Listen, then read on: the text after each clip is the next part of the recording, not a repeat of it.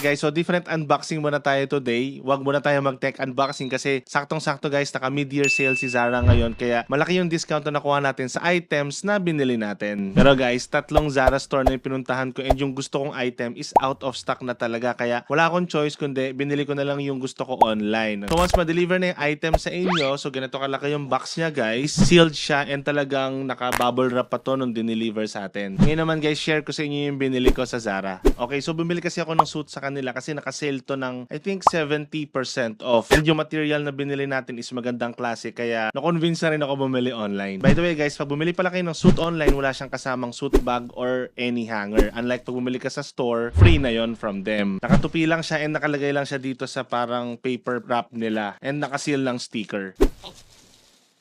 Typical standard suit lang siya guys. Slim fit lang yung style niya pero yung material na ginamit dito is Italian made fabric, 100% wool.